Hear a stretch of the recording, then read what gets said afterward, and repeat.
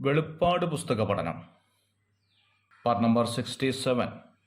ദൈവനാമം മഹത്വപ്പെടുമാറാകട്ടെ. വെളിപ്പാട് പുസ്തകം 20-ാം അധ്യായത്തിൽ നിന്നുള്ള ചില വിഷയങ്ങളായിരുന്നു കഴിഞ്ഞ ക്ലാസ്സിൽ നാം ചിന്തിക്കുകയുണ്ടായത്. ഇന്ന് പ്രാർത്ഥനയോടെ വെളിപ്പാട് പുസ്തകം 21-ാം അധ്യായത്തിലേക്ക് നമ്മൾ ശ്രദ്ധയെ തിരിക്കാൻ ആഗ്രഹിക്കുകയാണ്. 21-ാം അധ്യായത്തിലെ വിഷയം പുതിയ ആകാശവും പുതിയ ഭൂമിയെക്കുറിച്ചുമുള്ള വിവരണമാണ്. വേദപുസ്തകത്തിലെ കേന്ദ്ര വിഷയം വീണ്ടെടുപ്പും കേന്ദ്ര പുരുഷൻ ക്രിസ്തുവുമാണ്. അതിൻ്റെ അവസാന രംഗം പ്രദർശിപ്പിക്കുന്ന ഭാഗമാണ് 21-ാം അധ്യായത്തിൽ കാണുന്നത്. പ്രധാനമായും 3 ദൃശ്യങ്ങളാണ് ഇവിടെ പ്രദർശിപ്പിക്കുന്നത്. 21-ാം അധ്യായത്തിൻ്റെ 1 മുതൽ 8 വരെ പുതിയ ആകാശവും പുതിയ ഭൂമിയെക്കുറിച്ചും വിവരിക്കുകയാണ്. ഇത് രണ്ടും ഒരുമിച്ച് കാണിക്കുന്നു എന്നുള്ളതാണ് ഒരു പ്രത്യേകത. 21-ാം അധ്യായത്തിൻ്റെ 9 മുതൽ 27 വരെയുള്ള ഭാഗത്ത് പുതിയ യെരുശലേമിനെ മാത്രം കാണിക്കുകയാണ്. ഇതിൻ്റെ ഉള്ളിൽ 7 പ്രധാനപ്പെട്ട വിഷയങ്ങളുണ്ട് എന്നുള്ളതാണ് ശ്രദ്ധേയമായ കാര്യം. 1 പുതിയ ആകാശം, 2 പുതിയ ഭൂമി, 3 പുതിയ യെരുശലേം, 4 വീണ്ടെടുക്കപ്പെട്ട സഭ, 5 വീണ്ടെടുക്കപ്പെട്ട ഇസ്രായേൽ, 6 വിശുദ്ധ മനുഷ്യജാതി, 7 യഥാസ്ഥാനത്താക്കപ്പെട്ട ആരാധന എന്നിങ്ങനെയാണ്. 21-ാം അധ്യായത്തിൻ്റെ 1 മുതൽ പുതിയ ആകാശത്തെക്കുറിച്ച് വിവരിക്കുകയാണ്.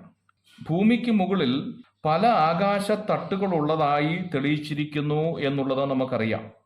ഇവയെല്ലാം മാറിപ്പോകുന്നു എന്നത് നാം കാണുകയുണ്ടായി. 102-ാം സങ്കീർത്തനത്തിൻ്റെ 25-26 വാക്യങ്ങളിൽ പൂർവകാലത്ത് നീ ഭൂമിക്ക് അടിസ്ഥാനമിട്ടു, ആകാശം നിന്റെ കൈകളുടെ പ്രവൃത്തിയാകുന്നു, അവ നശിക്കും, നീയോ നിലനിൽക്കും. അവയെല്ലാം വസ്ത്രം പോലെ പഴകിപ്പോകും, ഉടുപ്പ് പോലെ നീ അവയെ മാറ്റും, അവ മാറിപ്പോകുകയും ചെയ്യും എന്ന് കാണുന്നു. ഇതേ കാര്യം തന്നെ എബ്രായ ലേഖനം 1-ാം അധ്യായത്തിൻ്റെ 10 മുതലുള്ള വാക്യത്തിലും രേഖപ്പെടുത്തിയതായി കാണുന്നുണ്ട്. ആകാശവും ഭൂമിയും മാറിപ്പോകും എന്നതാണ് ഇവിടെ വ്യക്തമാക്കുന്നത്. എന്നാൽ പുതിയ ആകാശം നിത്യമായിരിക്കും എന്നുള്ളതാണ് ഒരു പ്രത്യേകത.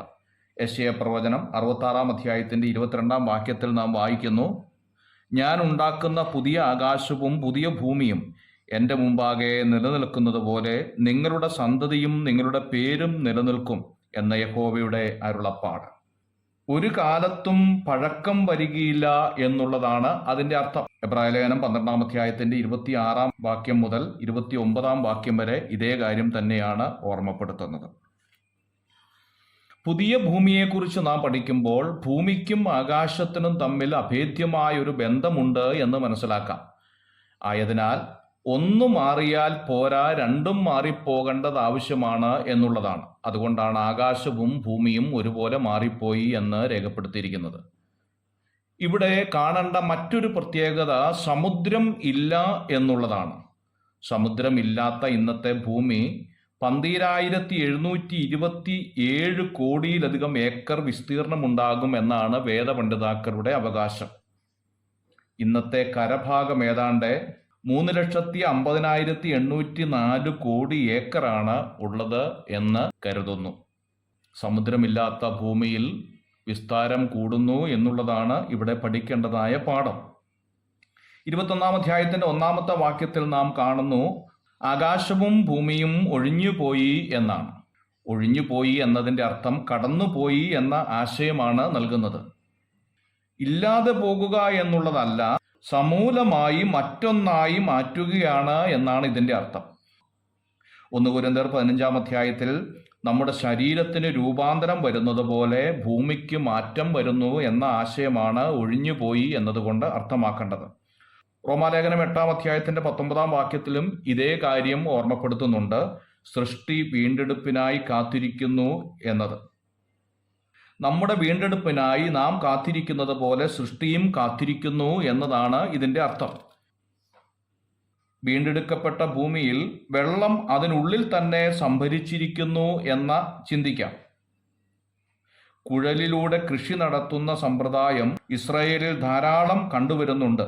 പുറത്ത് ഒന്നും കാണുകയില്ല എങ്കിലും കൃഷിക്കാവശ്യമായ വെള്ളം സമയാസമയങ്ങളിൽ എത്തിക്കൊണ്ടിരിക്കും എന്നതാണ്. ഇതുപോലെ പുതിയ ഭൂമിയിൽ തന്നെ വെള്ളം സംഭരിച്ചിരിക്കുന്നു എന്നതാണ് കാണേണ്ടത്.